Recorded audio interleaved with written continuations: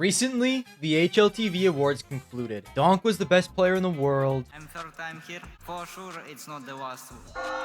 We have an HLTV Hall of Fame now. Incredibly good idea, by the way. I cannot believe this is the first year this has happened. Alexi won IGL of the Year, Blade Coach of the Year, and so much more. Coach of the Year 2024 is...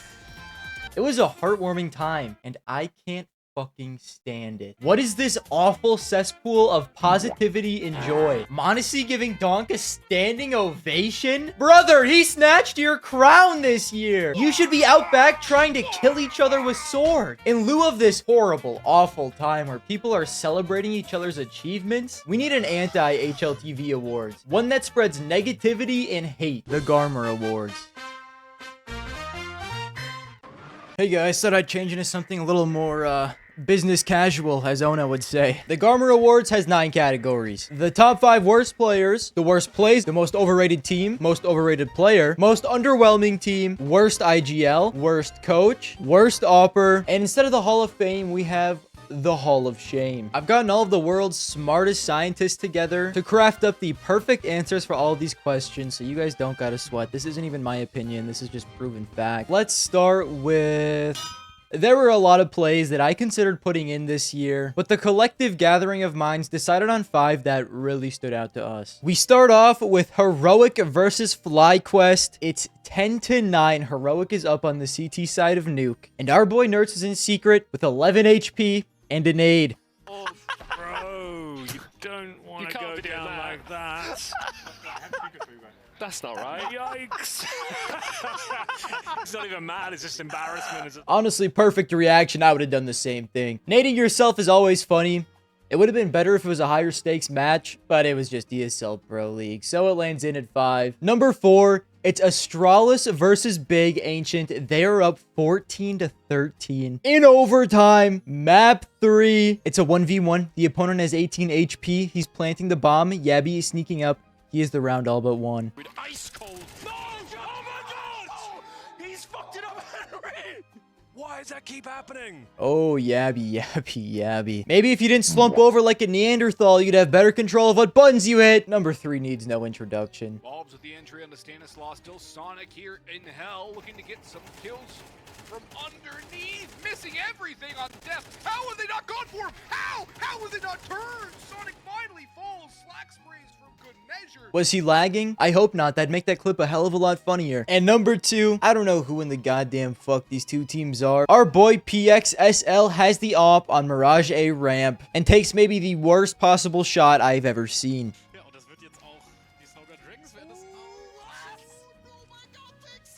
I mean, all you can do is sit and laugh.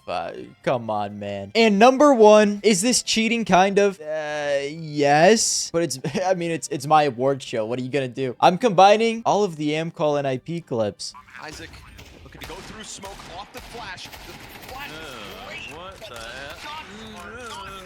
Oh my god. On the M4 into the swing. Again, dude. For another round for MCal. I can't watch this. You are paid to. Why did he peek like that? Alex, why would you ever peek like that? Excuse the M4? There's no way, though. Oh, it's empty! Oh my god, 30 seconds. Is he just gonna run through? Wait. Why is Wrinkles making a fast? Almost gone back. There's no way. Why are you popping a snooze right now, brother? As he tries to go into the short peak. Here's Maxter outnumbered in middle. Oh my god. A little off the mark. Ooh. Yeah, just drawing a silhouette there. That's unfortunate. Oh, shot miss from Topo. No. Okay. And a shot from Wrinkle. Where could he be? This is a game of Counter-Strike. I've never seen anything like this. Krad's still in the same position. He's still alive. Where could he be? Where could he be? He's gone. No. Quite possibly the worst match that has ever been played. And the clips from that game will go down as the winner for the worst plays of the year at the Garmin Awards. Once you step back and look at Complexity in 2024, it's tough. They started the year as the 8th ranked team in the world, jumped up to 7, down to 13 to 15 for a little bit, then back up to 8, and from that point forward, they kind of hovered around 10 until they started to drop towards the end of the year. So a majority of this past year, they were considered to be a top 10-ish team, and my god, if we look at their tournament results, I cannot believe they are ranked so high. We start with Blast Premier Spring Groups. They get knocked out 0-2 by NIP and come in last place. IEM Kato, they get knocked out by Falcons 1-2 to come in 9th. 12th. Their only BO3 win was against Apex. They squeezed through the Copenhagen RMR, barely, then bomb out of Blast Premier Spring Showdown, losing to OG. At the Copenhagen Major, they got to skip the opening stage, but then went 2-3. The two teams they beat were Pain and Heroic, and they beat Heroic in overtime with Nico Dawes. At that point, Heroic was not looking like a great team. Anyways, they beat both of those teams to go up 2-0, then lost 3 straight BO3s. The first one they lost against Mouse was a 13-1 and a 13-2. The next event was ESL Pro League Season 19, where they actually looked fairly good. They beat Hera, Heroic once again, and upset previous major winners Na'Vi. But Na'Vi did take kind of a step back after they won that major for like a month. This was not the prime Na'Vi that we know. Then in playoffs, they would beat VP, who were looking mid for the entire year, and lose to Mouse again. That ESL Pro League semifinals finish would be their only impressive result of the entire year. And it also took an Elige 1.29 to get them there. IEM Dallas, 13th to 16th, they don't win a match. Yala Compass 2024. Did you guys even remember they were there? This was a tier 1 tournament, which had NIP in the finals, so probably realistically tier 2. Anyways, Complexity didn't even make the playoffs of that event. They came in 7th and 8th place. If we look at all of their matches, they lost 3-13 to Fnatic, 8-13 to BetBoom. They then won a tier 2 tournament against Falcons. Yay. Esports World Cup, they don't win a match and come in the same place as GG How. Last Premier Fall groups, they would qualify for Fall Showdown, beating OG and once again Heroic. IEM Cologne, they would beat VP but then lose out to miss playoffs. Blast Premier Fall Showdown, they beat Metasport and lost to Falcons. ESL Pro League Season 20, they barely made playoffs, beat an awful looking FaZe in the first round, and then got completely stomped by Liquid. IEM Rio, they beat Imperial, but that was it. They come in 9th to 12th. Finally, they bomb out of the Shanghai Major in the opening stage 2-3. I'm just gonna say it, for a majority of the year, Complexity wasn't even a tier 1 team. I would say they were more of a very good tier 2 team. By the way, this is all with one of the best players in the world, Elige, on the roster. For being ranked around top 10 the entire year, they made 2 tier 1 tournament playoffs, and it was ESL Pro League, a bedroom LAN with no crowd until the playoffs, where they let around 10 people in. Oh yeah, and 16 teams make the playoffs, half the goddamn teams in the tournament. I mean, they couldn't even make the Yala Compass playoffs, man. And because of that, they are my most overrated team.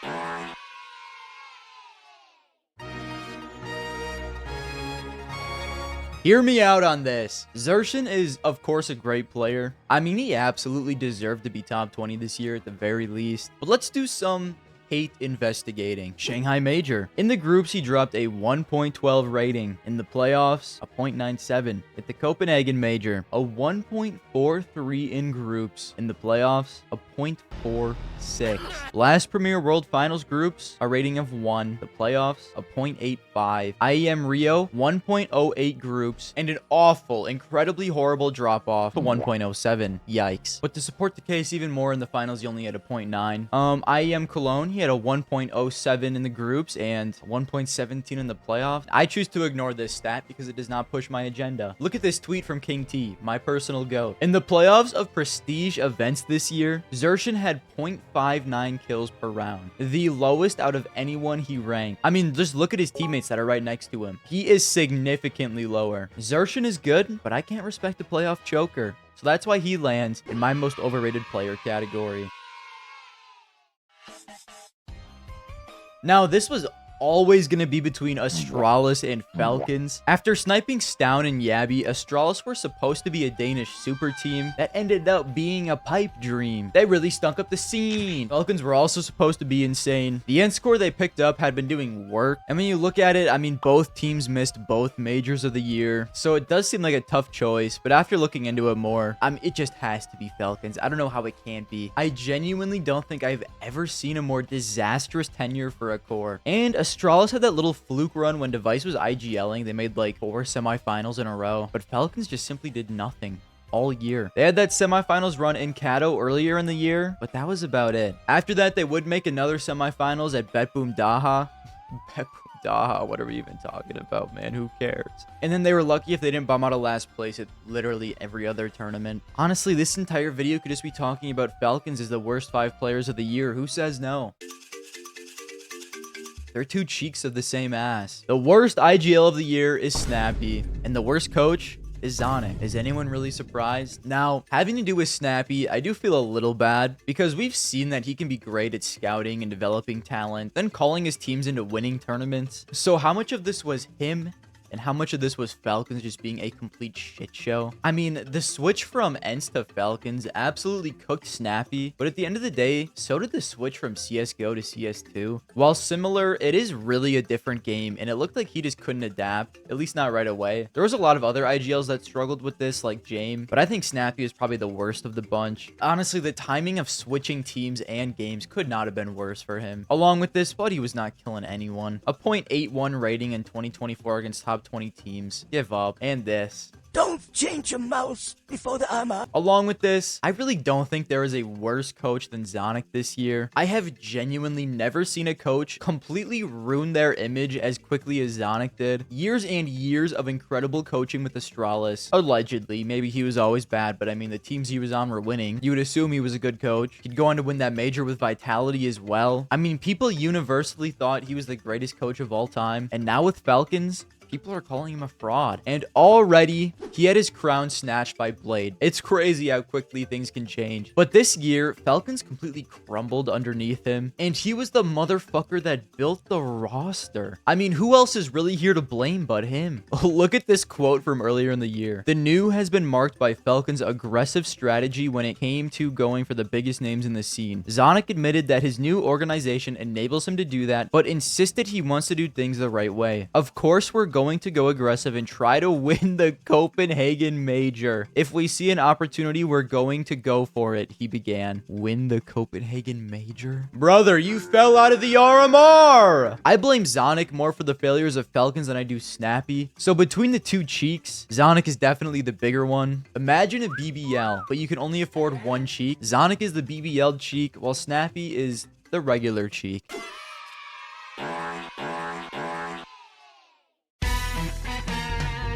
Alistair. I mean, who else could it be? You didn't fool me with your ESL Atlanta Tier 8 tournament performance, my boy. I know what you do against those poor saps in Australia. You think I care about that? Of course you fry them. Just to drop a .87 against top 20 teams this year as the awper as well. Come on, man. That's crazy. And listen, I see the missed shots too. Don't think I'm just a stat watcher. In 2024, Alistair had 36 maps against top 20 teams. He had more maps with a .7 rating or lower than a 1.0 or higher. He had 10 maps with a positive rating in 2024. For an awper, that is just absurdly bad. His replacement, Regali, has played 1 series with FlyQuest and has already beaten Alistair's highest rated map in 2024. And FlyQuest already looks like a significantly better team without him. He was unfortunately sandbagging them this entire year. You can sometimes overcome that if it's a rifler, but for a position as important as the awper, it is incredibly hard to. He's a good awper in Tier 2 Australia. In Tier 1, he's just not it.